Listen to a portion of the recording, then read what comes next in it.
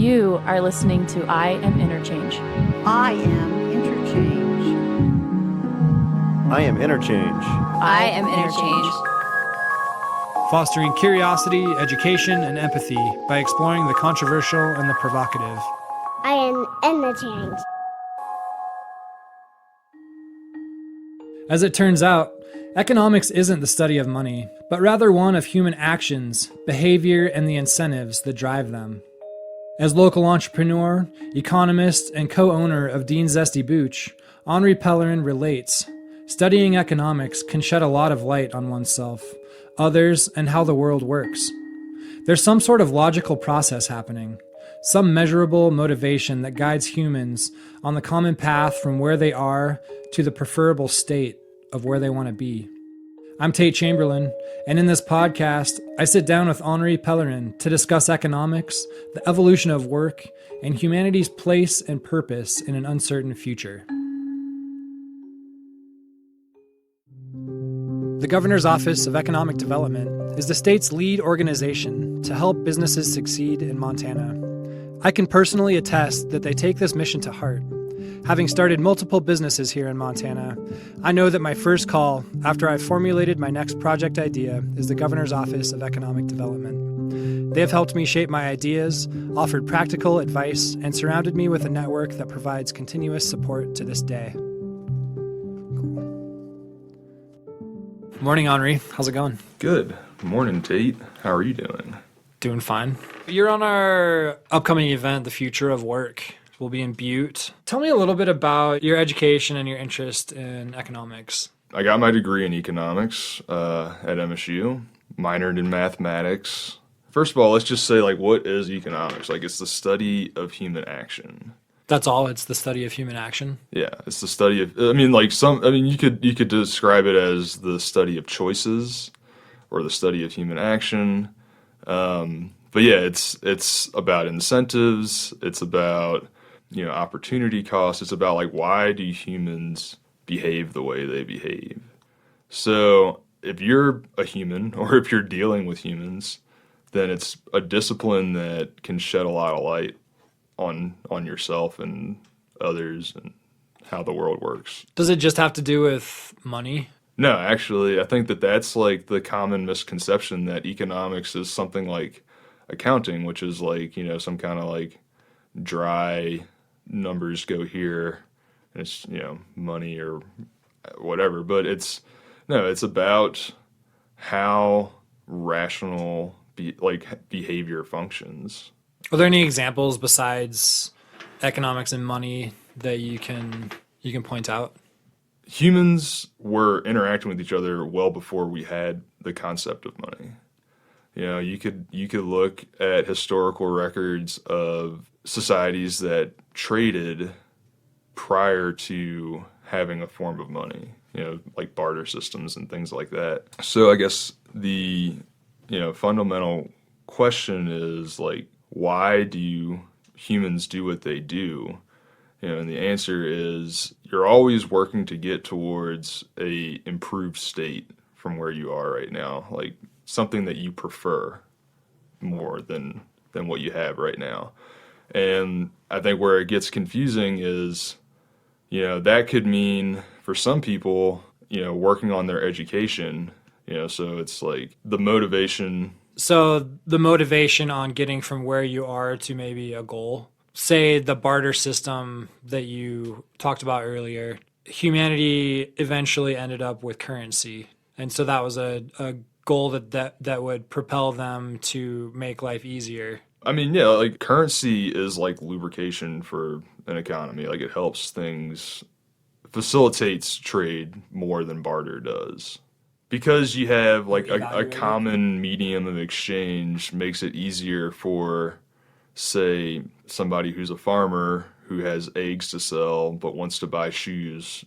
It's easier for him to just sell his eggs into the market and get money for those and then go out and buy shoes rather than find somebody who has shoes to sell and wants eggs. Yeah. I think people take a dig at economics and they say, well, people aren't rational. And what economists mean by the word rational is that, it's not random. Human behavior isn't just you know, you're not just like speaking gibberish and then you run up to the top of a hill and then, you know, you do a backflip. It's like there's some kind of logical process going on. You're giving to a charity because you would prefer that money to go to the charity. It benefits. That's the end state that you would prefer rather than any other use for that money. You know, you're trying to achieve a preferable state. It's interesting. I hadn't considered economics in that way, but you describe it as trying to achieve a better state. Well, preferable. Trying to achieve a because like preferable better state. is like implies like subjective value judgment, but preferable meaning that like by the evidence of this person's actions, they preferred that outcome. You know, Yeah. with the exception of like an accident or, you know, like a crime or something like that, you know. But if you're doing something within you're making a choice to do something within your power, you're doing that because at least in that moment you think you're going to prefer the outcome. You live in Bozeman, Montana. Yeah. And you're a partner in a kombucha company. Yeah. What got you there? Well, I knew Dean and you know, the other partners for a while. I liked what they were doing, and I am an investor of sorts. So I approached them about partnering up and bought into the company and have assumed a managerial role in helping raise capital and, you know, sort of steer the direction of the company in some ways. And, you know, it's been a lot of fun. Prior to that, I was working in the finance world, finding it really hard to compete against the robo-advisors. There's robo-advisors in the finance world? Oh, yeah. So that relates. Did they put you out of the job? I wouldn't say that. I mean, because I didn't really like have an established career in asset management to lose, but I was trying to start something that, you know, I wanted to do a low-cost management service, and it's hard to beat the low cost of the robo-advisors. And, you know, that industry, you know, has tremendous amounts of regulation and headaches and just wasn't very fun to be a part of. So, Okay. So I much prefer what I'm doing right now. So Dean Zesty Booch was your version of a preferable state? Yeah, preferable state, sure. And, you know, like, it's interesting because, like, a lot of people who aren't me were confused because I had spent the prior 5 years trying to build a company and studying economics, and I passed the CFA level 1 exam, which is really hard to do. And I had a handful of clients and a little bit of money in my AUM, and I sort of pivoted. You just dropped it and pivoted to kombucha. To becoming a small business owner in a company that manufactures a product, not a service-based company, and part of a team and not just, you know, kind of a one-man operation. But yeah, to me, it was a preferable state. I saw not only could I utilize my skill set, I think just as well as I could in the asset management world, but I could have more fun with my, you know, peers doing it. I got, I don't know, more of a sense of like gratification making a product, you know, and having it be like a tangible thing that I could hold and give to somebody and watch them consume it and enjoy it and appreciate it. And, you know, have that be kind of the goal and the understanding that, like, I'm going to make a beautiful product for you to have like a unique experience with, rather than, I don't know, sort of the intangible nature of a financial services industry type of job, which, you know, has a lot of other challenges to it, like, you know, dealing with people's perception of what the markets are doing and where they're going. You know, everybody knows you're supposed to buy low and sell high, but like everybody does the opposite because they get excited when things go up and they get scared when things go down. So they buy when things get high and they sell when things get low. And then you have to try to explain to them, you know, why that's not what you want to do. And it's really hard in the moment to tell people, like, you shouldn't be so excited about markets going up, or you shouldn't be so devastated about markets going down. Because they fluctuate. Yeah.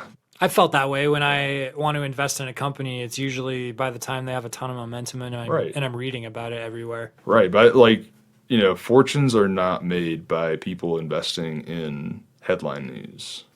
It's made by the people who invested in those companies before they became headline news. So you found an opening in this kombucha company because you believe that you're investing in this company before they are becoming headline news. Yeah, I would say so. So the topic is the future of work, and there's like a automation twist to it. Can you talk a little bit about how you are automating Dean Zesty Booch? Yeah, we just purchased a automated canning line. We got into canning back in June of last year, and since then we've all spent countless hours standing in a walk-in freezer on a manual canning rig that we built ourselves. I can't take credit for building it. My business partner Joe deserves all the credit for that. So we estimate that we've probably canned somewhere in the neighborhood of 50 to 80,000 cans.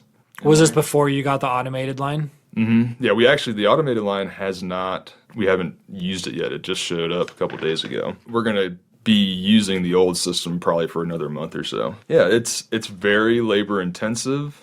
It's work that is not particularly fun. You're standing on your feet on a hard surface in a walk-in cooler for a couple hours at a time. So the canning line can replace what we can do in 2 weeks, by running the canning line for about 2 hours. So the amount of resources and labor that it saves us is tremendous. And then we can use that labor and resources and redeploy it to other areas. So if you think about it, like, we have a small team, and there's an infinite number of things that we can pursue as far as, actionable things that we could be doing every day. So let's say we've determined there's 10 really good things that we could do. With the team that we have currently, we have the ability to tackle 5 of those 10 things. If we automate one of those 10 things, then we can do 6 at a time. So there's a small core of people who work there, and everything's got to get done. But if you can automate a certain piece of what you already have to do, then it will free you up to work on the other things that need to get done as well. And they'll have more of your attention. Yeah, if we don't have to spend as much time canning, then we might be able to spend more time doing R&D on new products, or we might be able to spend more time marketing, or we might be able to look at completely different categories of products to get into, like a non-alcoholic beer, or So rather than letting people go because a machine took over, you're letting a machine take over part of it, but then you're pivoting and re-educating yourself around other things that can help you grow. Yeah, I think, as long as, because we're a growth company for sure. We're in the growth stages. So automation for us does not mean that we're replacing jobs. It means that we are, like, redirecting our employees to other activities so that we can continue to grow. Are employees receptive to that? Do they want to make that pivot within your company? Well, I can't speak for other people, but we have such a small team. At the moment, we only have one employee, and he seems to be pretty happy with being a part of the team. In whatever capacity. Yeah. What does it mean for a computer to understand? When people talk about artificial intelligence, there's so what is intelligence is kind of the let's start first there. thing. So what is intelligence? Nobody knows. Like, if you look up the definition of intelligence, you get a whole, like, million different definitions from different fields, right? But usually it includes things like problem-solving abilities, the ability to learn, memory, self-awareness, emotional intelligence. So I think if you were to get more specific, you would find out that there's a number of these things that are definitely replicable with technology, and machines have already far surpassed humans' ability to, store information or compute, information, right? But then there's the other things that computers are nowhere near, like, emotional understanding or self-awareness. And it's not even clear that humans have self-awareness or what that even is. You're describing it like it's so broad and it depends who is giving you the answer, because intelligence can mean so many things. I think if we looked at like each of those components individually, we can say, is this replicable? Has it been replicated? Could it be replicated? I don't think that something like self-awareness, if that even is a thing that we have. Are you self-aware? I think so. What is your awareness right now? I'm talking to you. We're in your studio. I mean, yeah, I'm aware of all that, but I just think. Does your canning machine know that? Probably not. No, would be my answer. But I'm just saying, perception of reality is not as black and white as it might seem. So self-awareness is not like a cut and dry, easy thing that like we can just say we have and then we can replicate it. There have been a number of industrial revolutions, and during those times, everybody thought, oh, geez, they're going to take all of the jobs. But what it in fact did was create more jobs. Do you see that happening this time, or is this time different? I don't think that this is, as you've put it before, the boy who cried robot. The boy who cried robot. Yeah. So as long as scarcity exists and human desires are infinite, which those are two of the basic conditions of why people are motivated to do anything. As long as those two conditions exist, then there's always more work to do. And as long as, we allow the market to function, like keep the government out of people's way, then people will get to work. We just bought a nice piece of equipment. We've been in business for over 3 years. We've done everything by hand up until then. It's entrepreneurs and investors. You don't always just start with an idea and then go right to automation. You need people, and even with automation, you need people. In the early stages, you need people to. Well, take for example, the trucking industry, which is like kind of always mentioned with this conversation because there's 3 million truckers in the United States, or 3.5 million. Yeah, they'll be among the first jobs to go. Okay, so you are positing that if we automate trucking, then the truckers will all lose their jobs. Who's going to load the trucks? Who's going to unload them? Who's going to... One person at each end in the warehouse. Okay, so but who's going to do the maintenance on the trucks? Another robot. Another robot? I mean, do truck drivers do maintenance on the trucks, or do the trucks go to a shop? The truckers that I know have really high mechanical aptitude and typically perform a lot of fabrication and maintenance on their rigs. So there's this transition period maybe where automation does start to infringe in the trucking industry, but there are still jobs that can be had by humans, whether it's loading and unloading or maintaining them. Yeah, I mean I don't think that it's necessarily true that, if you automated the trucks, that all the truckers would have to lose their jobs. I mean, you would still have these other jobs that the truckers do besides just getting from point A to point B. Fast forward with me. Let's take exponential tech, and Google has technology to where you can take a picture of anything and it'll tell you what it is. with art or furniture or birds, animals. And say that automation becomes so good to where it can unload a truck and use its learning capability to stock the shelves on where objects should be. And say that jobs like that are obsolete. Where does humanity go then? The future is unpredictable. Human action is non-quantifiable, and values are subjective. So, like, determining what people are going to do in this hypothetical future is something that neither I or anybody else can do. Now, I will say this, like, if you were to go back when I was, growing up, you look at, like, polls of, like, what do kids want to be? Kids back in my childhood would have said, like, a movie star or a, rock band or something like that. And now kids want to be podcasters or YouTubers.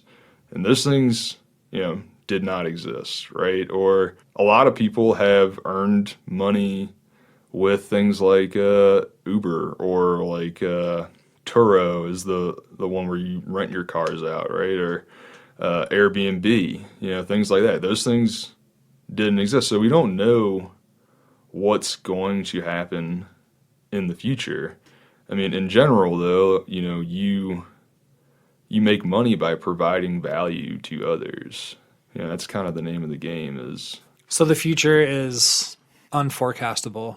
Yes. I mean, don't you think that we can take the advice from futurists that are giving us warnings of automation taking over the trucking industry and soon after the retail industry and soon after the service industry? Like Amazon and their Whole Foods project in Seattle, where you can walk in with your Amazon card and you can take whatever you want off the shelf and literally walk out without seeing anyone, and it will just charge you. What do the futurists know about anything? Like, when have they been, like, show me like that's not a discipline that has any rigor. There's not like a great track record in that field, right? In fact, it's the opposite, because the futurists of the past were the, quote, boys who cried robot. The economists have at every turn been the ones that say, no, you don't have to worry about this because scarcity exists, human desires are unlimited, and so there's always like some new problem to solve that hasn't been solved yet by a robot or by a invention. Or even if there is a robot or an invention that has solved that problem, you can improve that invention, or you can, like, that's what is kind of cool about humanity, is that, like, we didn't just invent fire and go, okay, we're good, we're done now. Like, we keep making things better. It's the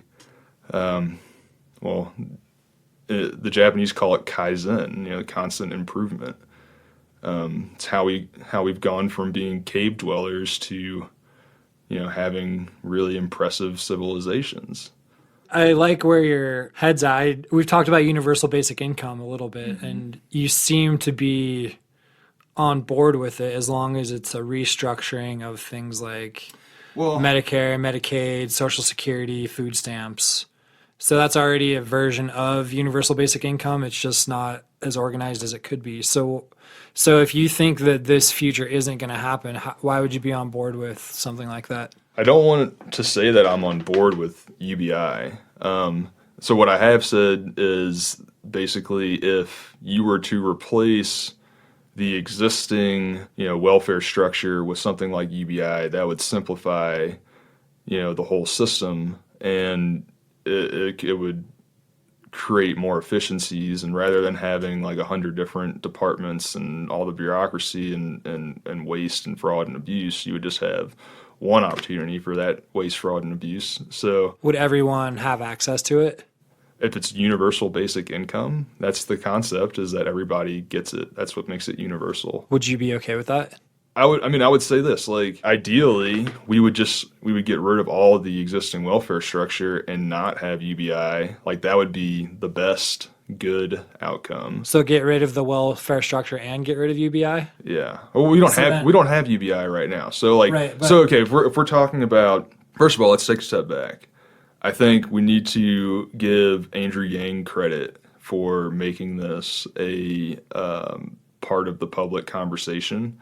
You know, he's probably the smartest guy running in the Democratic side right now, and you know, doesn't stand really much of a chance of winning at the moment. But I think he's an interesting dude, super smart, and deserves the credit for bringing up this topic. You know, his plan is estimated to cost $2.5 trillion a year.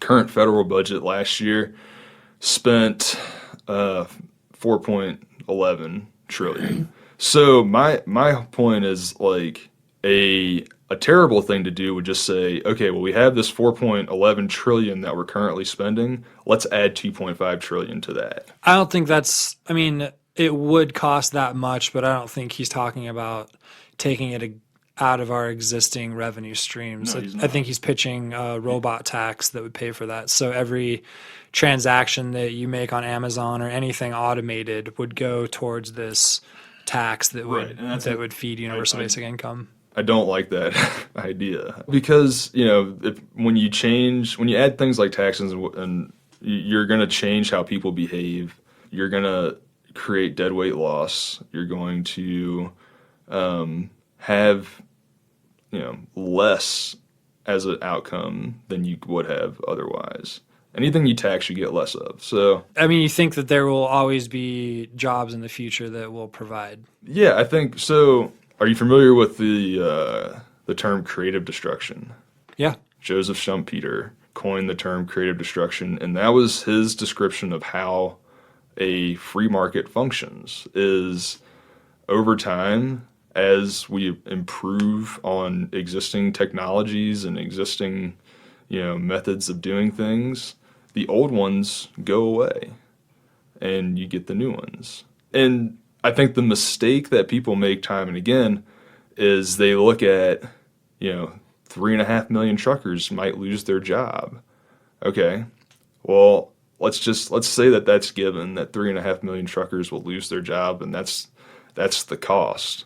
Well, what are the benefits? You know, in economics, you look at costs and benefits, and not just that, but you compare it to alternatives. So what are the benefits of the automation? I assure you the benefits of the automation are tremendous. And if you don't believe me, I just would invite you to boycott automation for one day in your life. You know, forget about that. Just try and go like a week without using a phone or a car. Like, imagine, you know, you and I live in the same town, but we live probably, 5 miles away or something like that. Like, if we were to try to do this without automation, I would have had to, like, walk to your house, or you would have to walk to my house. It's really cold and snowy outside.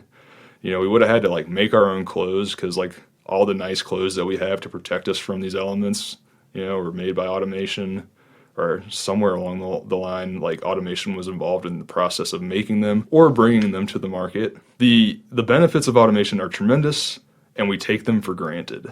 You know, so have you ever read I, Pencil by Leonard Reed? No, but I learned about a number 2 pencil in my basic economics class. Yeah. And how many people are involved in making it. Right. And so, like, the premise of I, Pencil is, like, there's this, you know, it's written from the perspective of a pencil that tells you, like, how it was made and how many, like, different parts of the world and different people are involved. But the real takeaway is that, you know, people think pencils are really unremarkable. And, you know, like, if you The most unremarkable. yeah, like, if you come across a pencil on the street, you probably, like, pick it up and throw it away, you know. But, like, really, there was, like, a incredible story behind the creation of that pencil. You know, it's the same thing with automation. Like, we take all this stuff for granted, but we would never even think about living without it.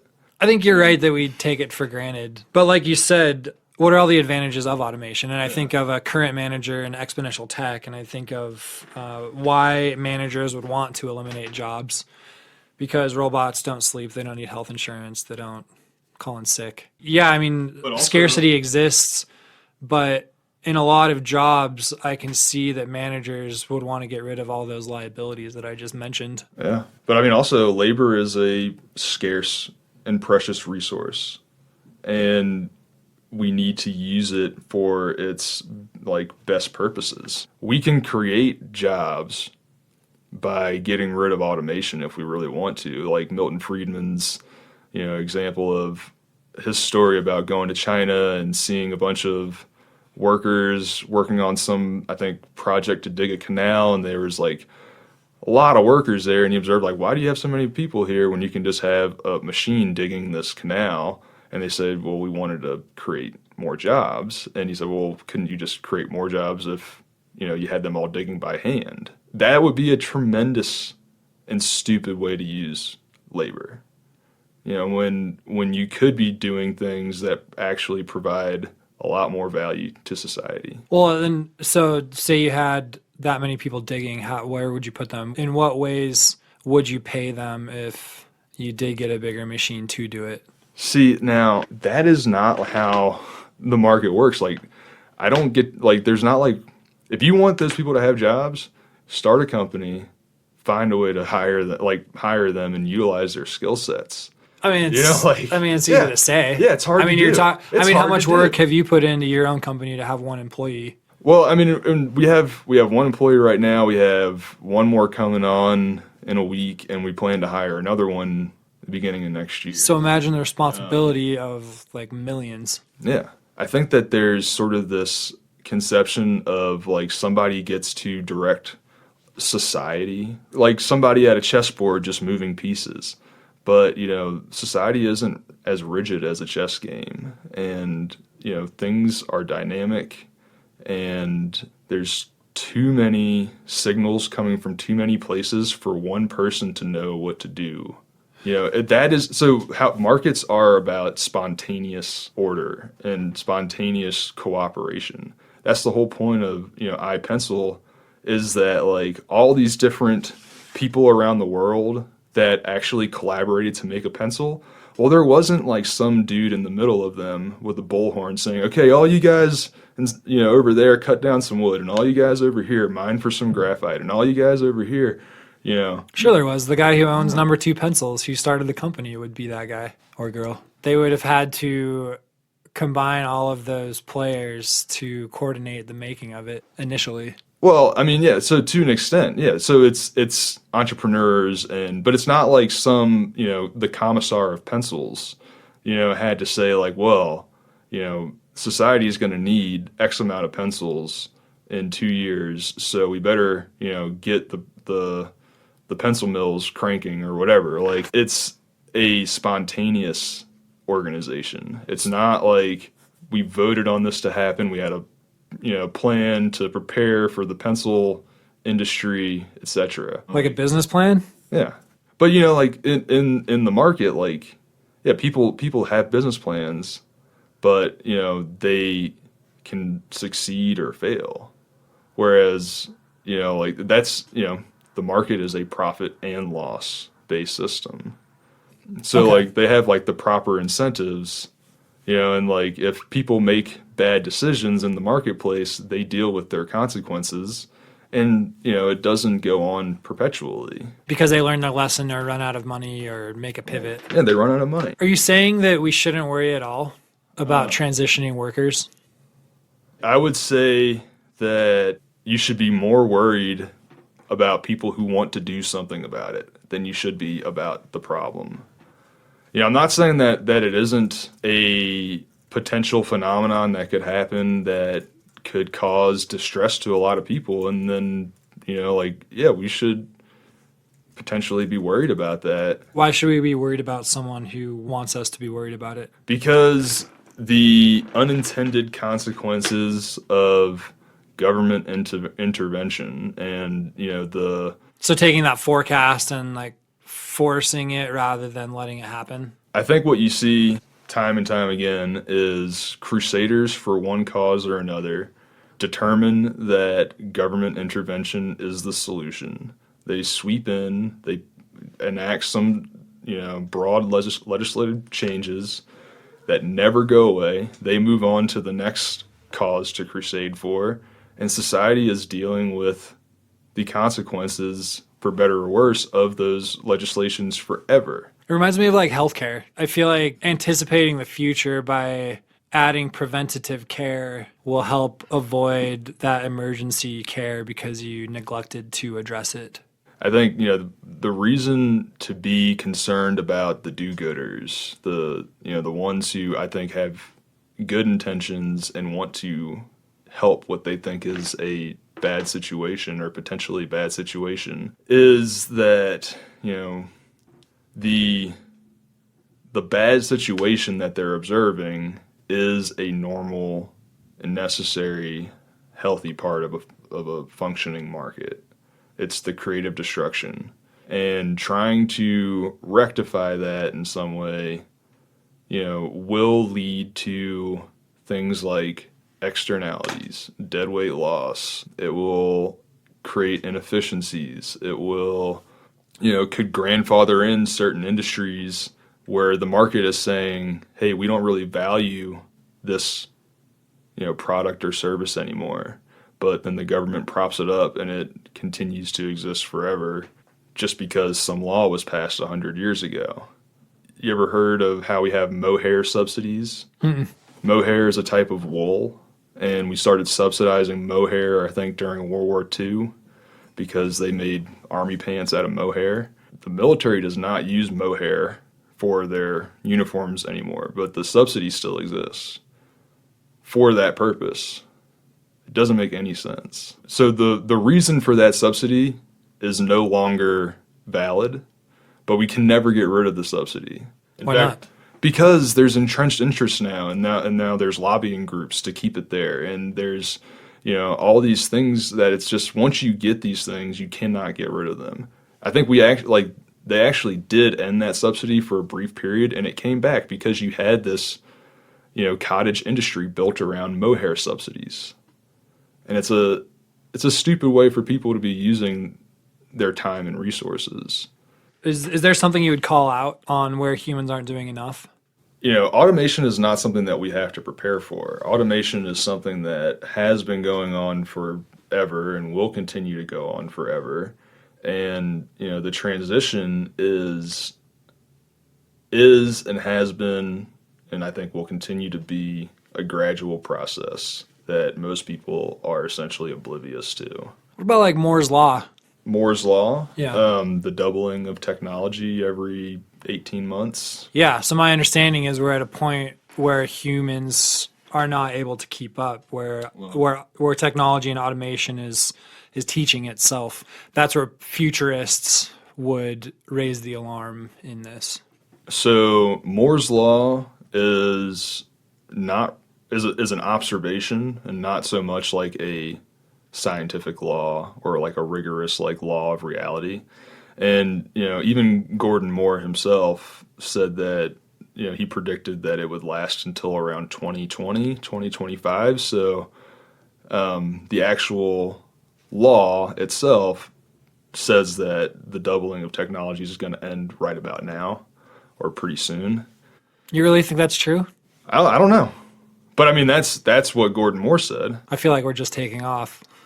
Maybe. But if we are, I'm not worried about that. I think, this is similar to what's called the Malthusian trap, named after Thomas Malthus, who predicted that society was going to use up all its resources in the 1700s. Mm. And, what's going on there is you notice some trend and you assume everything else is static and unchanging. If this trend continues and nothing else changes, then we're going to have a problem. But everything else changes. So, it's not like a valid concern.